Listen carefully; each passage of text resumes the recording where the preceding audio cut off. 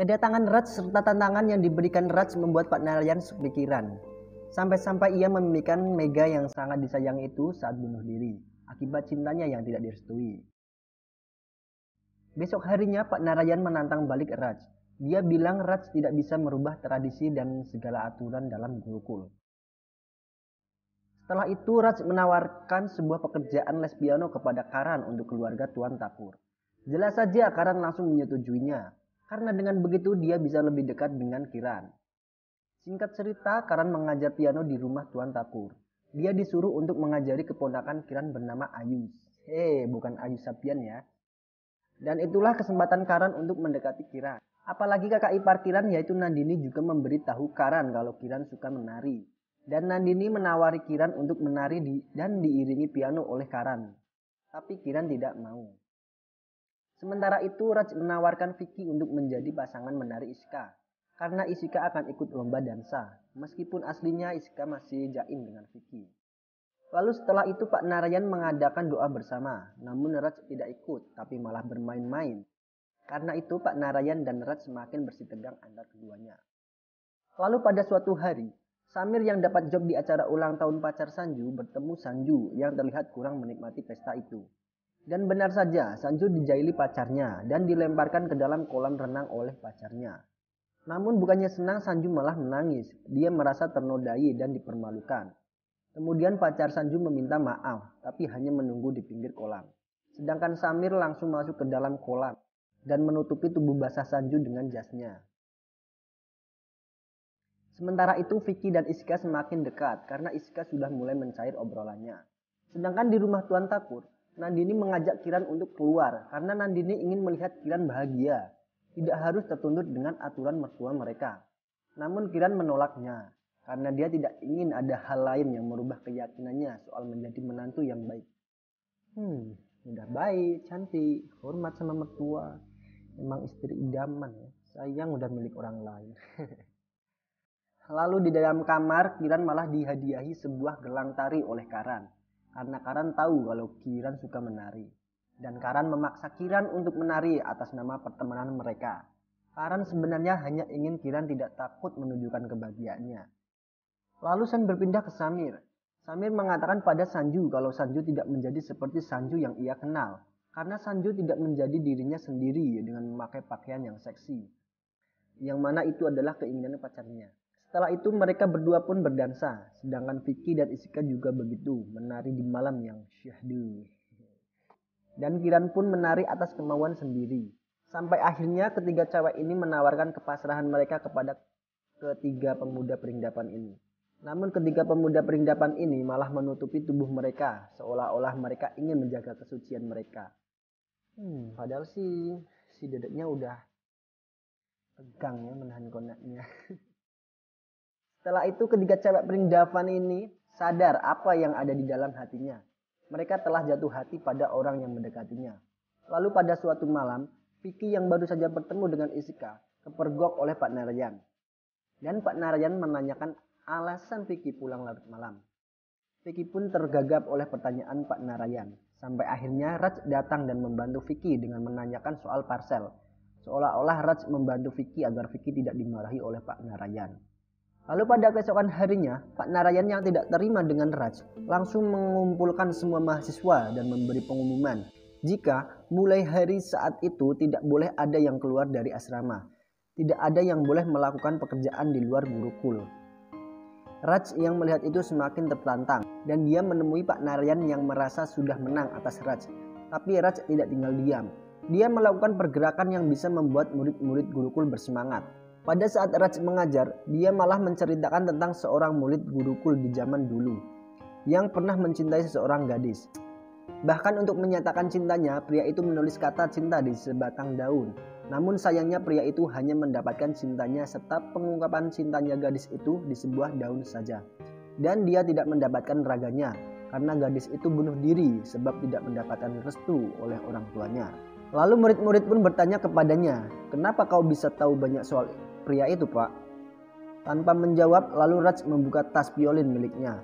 Lalu para murid melihat selembar daun yang bertuliskan kata cinta.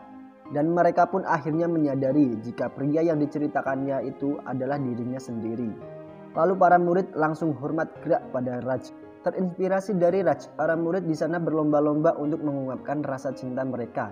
Dan mereka seperti sudah tidak peduli lagi pada peraturan di Gurukul.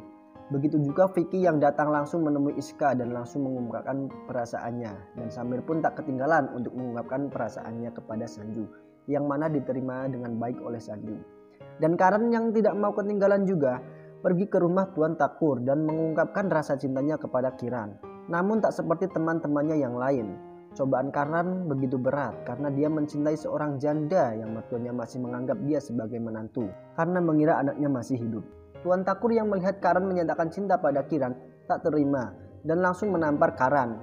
Namun Nandini membantu Karan. Dia mendekati Kiran dan menanyakan apakah Kiran juga mencintai Karan. Tapi Tuan Takur malah marah.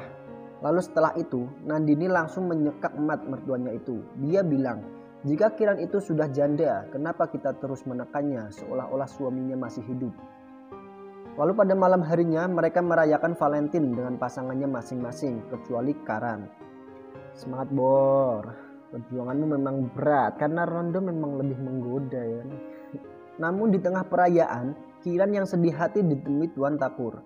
Dan akhirnya Tuan Takur sadar dan menghapus simbol pernikahan yang ada di dahi Kiran. Sehingga dia bebas mencintai pria lain.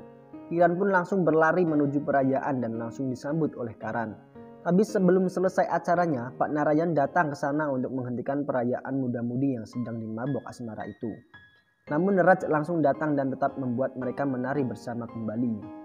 Raj datang sambil bernyanyi yang terjemahnya seperti ini guys ya. Walau ada kebencian di dunia, tetapi di hati tetap ada cinta. Walau yang mencintai mati, walau kekasih mereka mati, cinta mereka akan tetap hidup.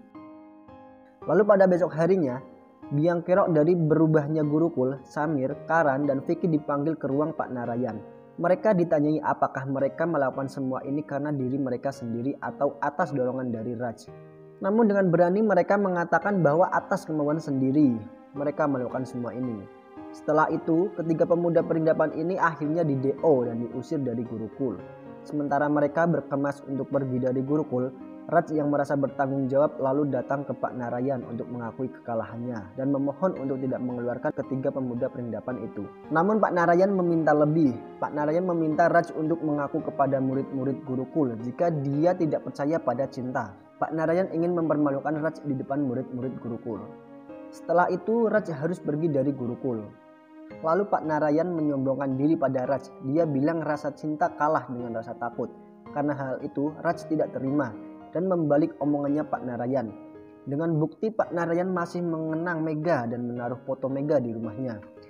Lalu Raj bilang jikalau dia datang ke Gurukul bukanlah balas dendam, melainkan karena dia ingin melembutkan hati Pak Narayan. Dia bilang, kalau kau masih butuh foto untuk melihat Mega, sedangkan aku tak perlu melihat foto. Karena selama masih ada cinta, aku bisa merasakan keberadaan Mega. Dan aku hanya ingin melengkapi apa yang belum terlengkapi, yaitu dengan mendapat restu darimu. Namun entah kenapa, Pak Narayan malah terenyuh dan ambiar hatinya mendengar ucapan Raj. Karena mungkin selama ini dia memang merasa kesepian tanpa adanya Mega di sisinya. Lalu pada esok harinya, semua murid melakukan apel pagi dan di situ Pak Narayan meminta maaf karena sudah keras kepala dan terlalu disiplin. Dan setelah itu Pak Narayan langsung menunjuk Raj sebagai gantinya dan meminta maaf pada Raj. Namun Raj langsung menyentuh kaki Pak Narayan dan langsung mendapat restu darinya sebagai menantunya. Dan akhirnya sekarang Gurukul sudah berubah menjadi kampus yang bebas. Sedangkan Raj dan Pak Narayan sekarang sudah bisa berjalan berdampingan layaknya mertua dan menantu. Dan disitulah pertama kalinya Pak Narayan merasakan keberadaan Mega karena rasa cinta yang telah tumbuh di hatinya. Dan film pun tamat ya. Akhirnya selesai juga seluruh. Nah jadi seperti itu guys alur ceritanya dari film Mohabbatein ya guys. Oke aku suka film ini ya. Nah film ini mengajarkan bahwa cinta itu kuat ya. Seperti syairnya dari Jalaluddin Rumi ya. Seperti ini kan. Karena cinta iblis bisa menjadi malaikat. Karena cinta duri menjadi mawar. Dan karena cinta cuka menjelma anggur segar. Sesungguhnya manusia itu lemah tanpa cinta. Bahkan dunia berputar juga karena adanya cinta. Maka dari itu, jadilah jiwa pecinta.